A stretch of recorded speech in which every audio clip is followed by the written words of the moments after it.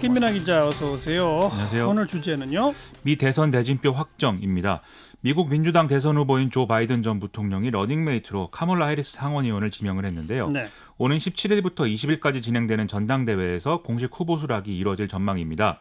이로써 11월 3일에 치러지는 미 대선에서 이들이 이제 도널드 트럼프 그리고 마이크 펜스 팀과 맞붙게 된 셈이 됐는데요. 예. 이 민주당 후보 두 사람은 현지 시간 12일 합동 연설에 나섰는데 이 카멀라 해리스의 존재감이 확실히 드러났다 이런 평가들을 미국 언론들이 하고 있습니다. 어떤 연설을 했어요?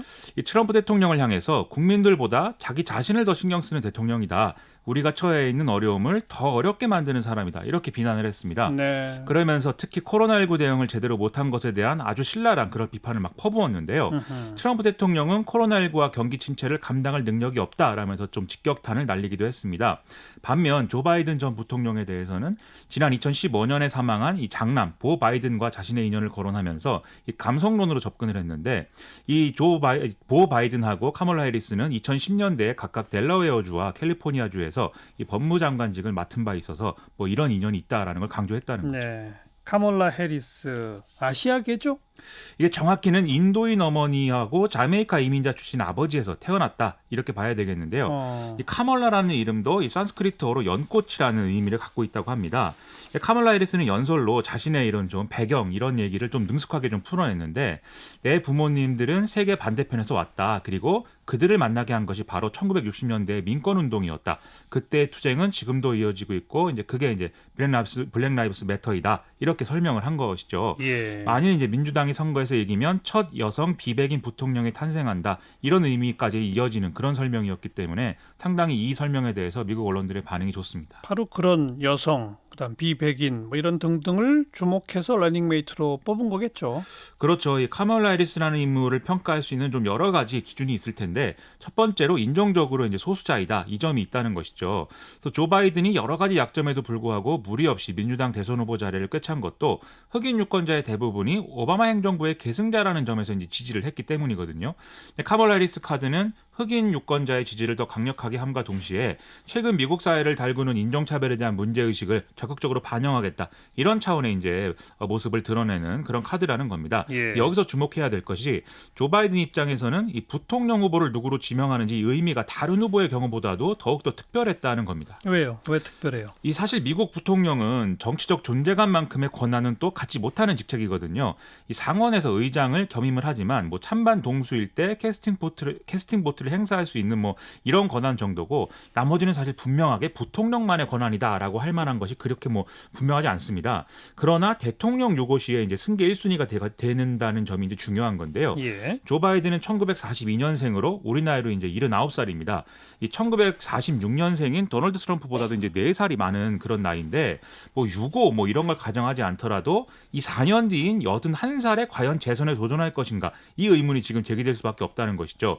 그러면 재선에 도전하지 않을 가능성이 커질 것인데 그때 현직 부통령이 가장 유력한 후보일 텐데 예. 그러면 1964년생인 카멀라 해리스는 그때도 만 59세에 불과해서 그야말로 이제 살아있는 카드다 이렇게 볼 수가 있다는 것이죠. 그래서 사실상 이번 선거에서 이 조 바이든 이후의 대선 후보까지 한꺼번에 선출한다 이런 의미를 지금 민주당 지지층이 갖고 지지를 이제 보낼 것이다라는 얘기입니다. 예. 카멀라 해리스의 정책적 성향은 어떻게 분류가 됩니까?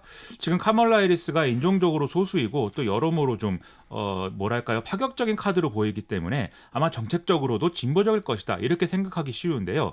이게 또 그렇지만은 않습니다.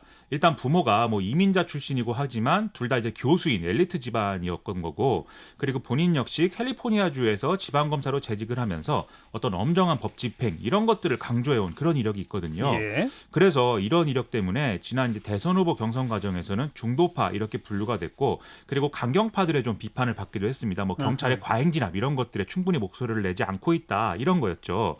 이 미국 민주당의 경우에는 힐러리와 샌더스의 어떤 대결 구도 이런 거 이후에 좀 중도와 좌파로 양분되어 있는 그런 상황인데 그래서 평상시 같으면 이 러닝메이트 지명을 한 것에 대해서 강경파들이 좀 거부감을 가지는 상황이 이어졌을 것이고 그게 이제 정치적 문제가 됐을 걸로 보이거든요. 하지만 코로나19로 트럼프 대통령에 대한 반감이 지금 워낙 커져 있는 상태인 상태인데다가 이 인종차별 반대 시위 덕분에 이 중도, 좌파 이 양자 간의 정책적 쟁점이 지금 흐려져 있는 상황입니다. 예. 그래서 일단은 문제 안 삼는 그런 분위기가 지금 돼 있는 것이고요.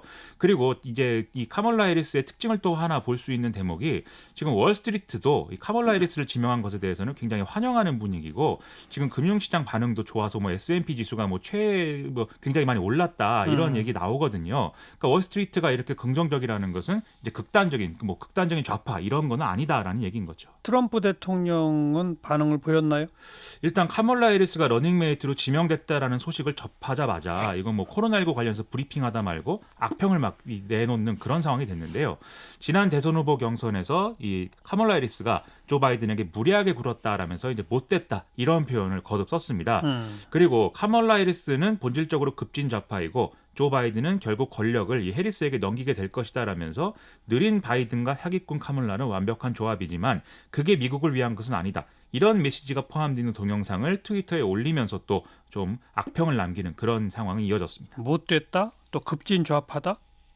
이런 말을 하고 있는 것은 예. 이 지난 민주당 대선 후보 경선 때 카멀라 해리스가 조 바이든을 이제 공격을 했기 때문인데요. 그때 이제 1970년대에 이 유색 인종하고 백인 학생을 함께 스쿨버스에 타도록 해서 좀 섞이도록 하는 정책을 이제 연방 정부가 추진을 했는데 네. 당시 조 바이든 상원의원이 여기에 대해서 반대 표결을 했었습니다.